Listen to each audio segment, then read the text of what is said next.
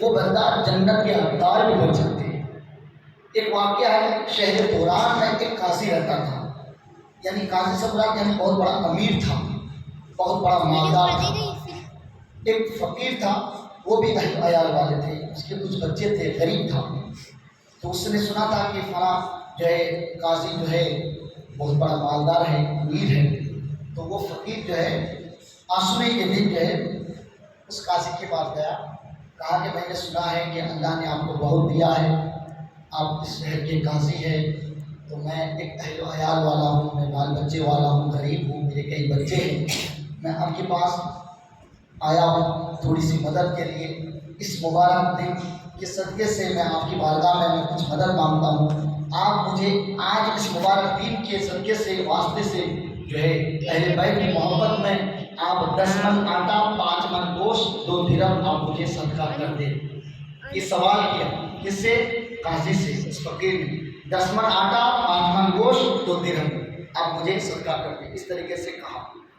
جب کہا تو اس قاضی نے کہا کہ اچھا کوئی بات نہیں، آپ ظہر میں آؤ، ظہر میں آپ کا انتظام ہو جائے گا، آپ کو دے دیا جائے گا۔ تو اب وہ کیونکہ صبح گئے تھے، اب صبح سے لے کر ظہر تک وہ انتظار کریں، اور اسے امید تھی کہ جب اس نے وعدہ کیا دینے کا تو وہ ضرور دیں گے۔ اس امید کے ساتھ جو ہے وہ انتظار میں رہے۔ اب انتظار کرتے کرتے کرتے کرتے جب ظہر کا وقت ہوا تو ظہر کی نماز پڑھ کر جب وہ فقیر اس قاضی کے پاس گئے تو کہا کہ ابھی ظہر میں انتظام نہیں ہو سکا، آپ عصر میں آؤ، آپ کو عصر میں دے دیا جائے گا۔ اب جب عصر کا انتظار کرنے لگے تو پورا دن اسی قاضی کے انتظار میں رہے۔ پھر عصر کا وقت ہوا، نماز پڑھ کر اس قاضی کے پاس گیا تو اب دینے کے بجائے اس قاضی نے اس فقیر کو ٹال دیا۔ اللہ اکبر، اس فقیر کو دینے سے انکار کر دیا۔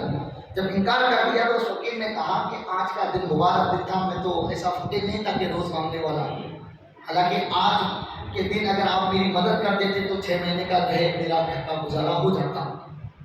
تو اسی لیے میں آپ کی بارگاہ میں آیا تھا، بڑی امید کے ساتھ آیا تھا، اگر آپ کو دینا ہی نہیں تھا تو آپ صبح کہہ دیتے، میں کسی کے چوکٹ پہ جاتا، کسی سے میں مدد کر لیتا، کوئی بھی میری مدد کر لیتے، تو آپ نے ایسا کیوں کیا؟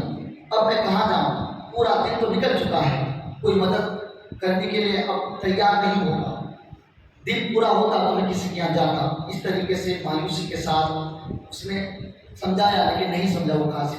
مایوسی کے ساتھ اب وہ راستے سے گزرنے لگے، چلنے لگے راستے، یعنی گھر کی طرف لوٹ کر آنے لگا۔ سوچنے لگے کہ کیا کروں، کس کے پاس جاؤں، پورا دن نکل چکا ہے، دن گزر چکا ہے۔ لیکن اتفاق سے جس راستے سے وہ گزر رہا تھا، لیکن اسی راستے میں ایک بہت بڑا شاہی محل کو پایا، یعنی ایک بہت امیر شخص تھا۔ تو اس نے جب ایک خوبصورت محل کو پایا تو اس نے سوچا کہ یہ بہت بڑا امیر ہوگا، مالدار ہوگا، چلو اس کے پاس مدد مانگ لیا جائے۔ اور اتفاق سے کیا تھا، اور وہ جو مالدار واقعی تھا لیکن وہ مسلمان نہیں تھا، بلکہ کیا تھا، وہ نصرانی تھا۔ تو اب اتفاق سے وہ نصرانی اپنے گھر کے دروازے کے قریب بیٹھا ہوا تھا، دروازے کے قریب جب بیٹھا ہوا تھا تو وہ فقیر اس نصرانی کے پاس گیا اور کہا کہ میں غریب ہوں، میرے کئی بچے ہیں، عیال والا ہوں، آج کا دن بہت مبارک دن ہے، اس دین کے صدقے سے، اس دین کے واسطے سے آپ مجھے جو ہے میری مدد کرو۔ تو اب وہ نصرانی کہنے لگا کہ اس دن کا تو واسطہ دے کر کے، اس دن کی خصوصیت کے حوالے سے جو کہہ رہا ہے، اس دن کا واسطہ دے کر کے جو مجھ سے مانگ رہا ہے، آخر اس دن کی خصوصیت کیا ہے، اس دن کی برکت کیا ہے، اس دن کی فضیلت کیا ہے؟ تو وہ نصرانی کہنے لگا، تو پھر اس فقیر نے جو ہے حضور صلی اللہ تعالی علیہ وسلم کے نواسہ رسول امام حسین کی فضیلت ان کے سامنے بیان کی۔ جب نواسہ رسول کا ذکر کیا گیا، جب کربلا کے واقعہ بتایا گیا، جب میرے نبی اور امام حسین اور کربلا کا داستان جب اس نصرانی سے بتایا تو سننے کے بعد جو ہے اس نصرانی نے کہا کہ تو نے اتنا بڑا ہستی اور اتنا بڑا دین کا واسطہ دے کر، نواسہ رسول کا واسطہ دے کر تو نے مجھ سے مانگا ہے،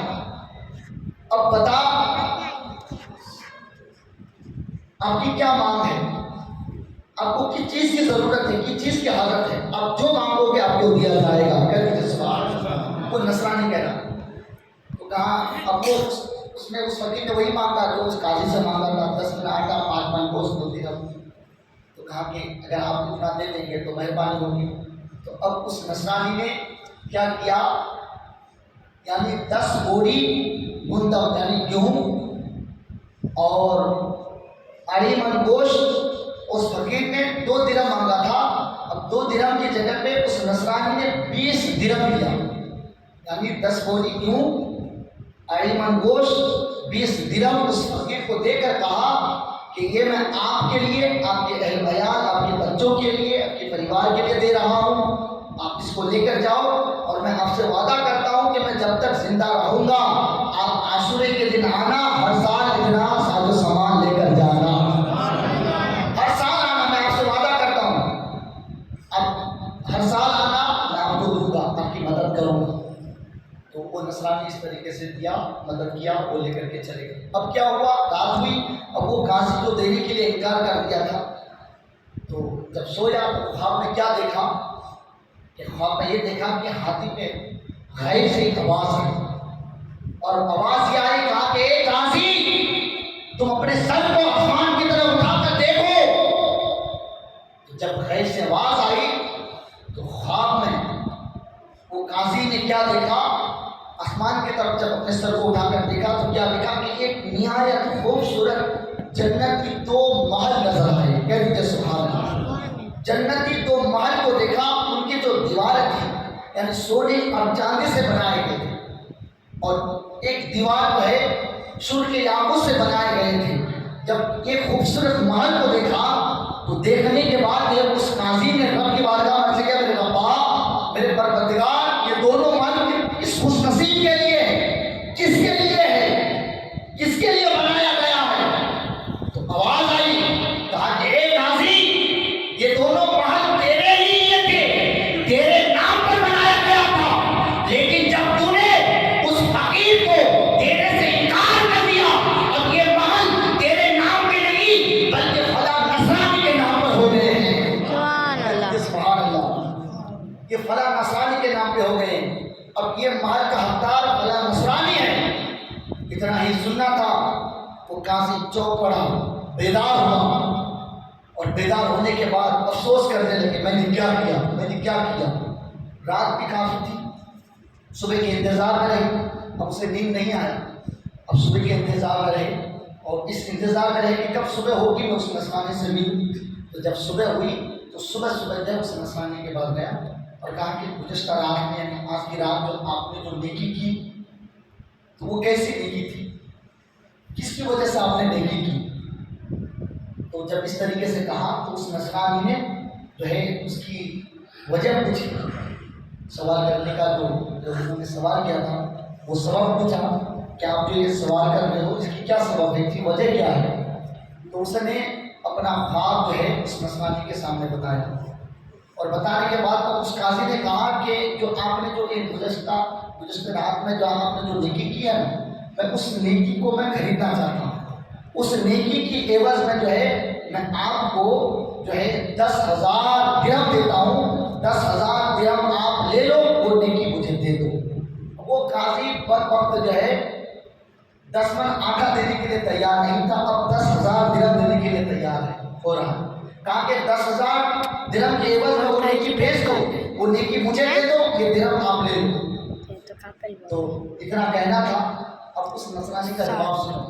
انہوں نے کہا کہ یہ رب کریم کے ساتھ میرا کتنا اچھا معاملہ ہوا، یہ تو میں رب کا کتنا بھی شکر ادا کروں کم ہے. رب کائنات نے مجھے یہ انعام عطا فرمایا ہے. اب اس نیکی کی بدولت سے مجھے جب یہ جنتی محل مل رہا ہے تو اب اگر اس نیکی کی بدلے میں اگر کوئی زمین بھر کر بھی اگر کوئی درہم دے دے گا تب بھی میں وہ نیکی کسی کو دینے کے لیے تیار نہیں رہوں گا. اس نے کہا زمین بھر کر کے اگر کوئی سونا چاندی دے دے، درہم سے بھر دے، تب بھی میں وہ نیکی کسی کو نہیں دوں گا. اس نے بہت کوشش کی اس قاضی نے اس نیکی کو حاصل کرنے کی، لیکن اس نصرانی نے نہیں دیا اور کہا کہ جس رب نے مجھے یہ انعام عطا فرمایا ہے میں اس رب پر ایمان لاتا ہوں، اس کے بیٹوں پر جو ہے کلمہ پڑھ کر مسلمان ہو جاتا ہوں، یہ کہہ کر جو ہے وہ اس نصرانی نے کلمہ پڑھ کر مسلمان ہو گیا، مذہب اسلام کا داخل ہو گیا۔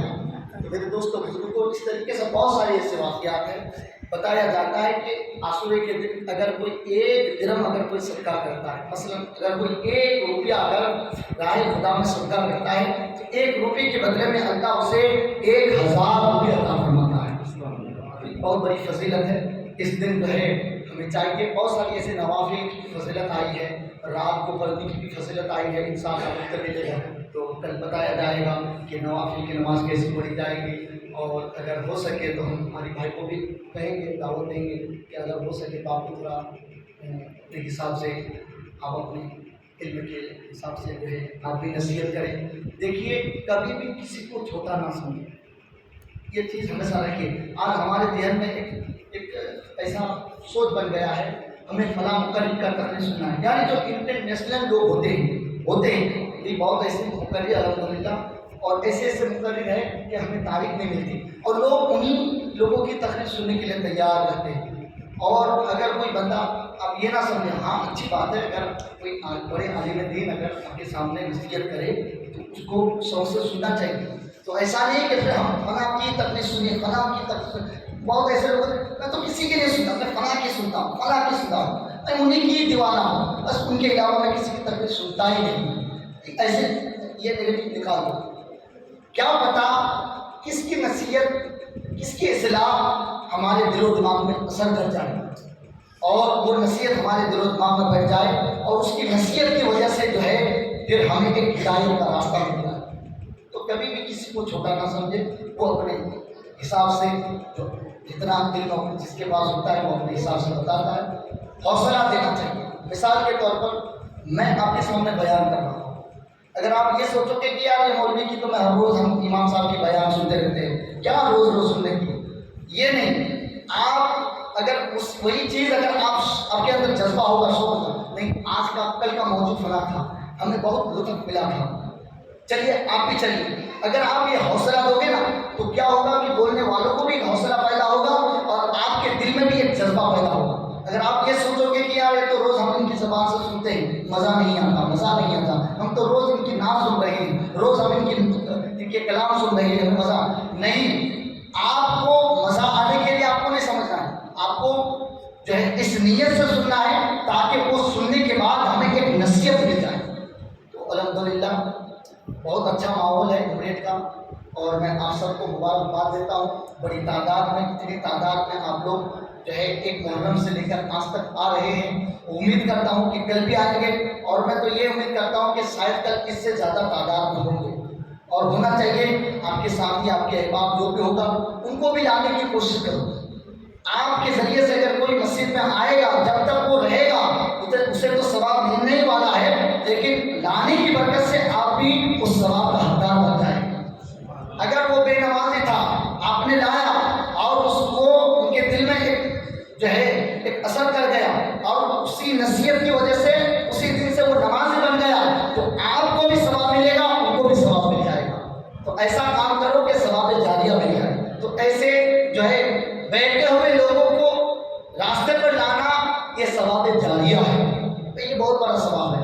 آپ نیکی کرو گے، جب تک نیکی کرو گے ثواب تب تک ملتا رہے گا، لیکن آپ نے بیٹھے ہوئے انسان کو اپنے راستے پر لے کے آ گیا، اب وہ جب تک نیکی کرے گا آپ کو ثواب ملتا رہے گا۔ تو اللہ رب العزت سے دعا کرتے ہیں کہ اس مبارک مہینے کی صدقے سے ہم لوگ جو بھی جو ہے ذکر و اذکار کرتے ہیں، نذر و نیاز کا اہتمام کرتے ہیں، اس کے بدلے میں اللہ تعالیٰ ہمیں بے شمار نعمت عطا فرمائے، ہماری پچھلی زندگی کی ساری گناہوں کو معاف فرما کر ہمیں ہدایت کے راستے پر چلنے کی توفیق عطا فرمائے۔ السلام علیکم ورحمۃ اللہ وبرکاتہ۔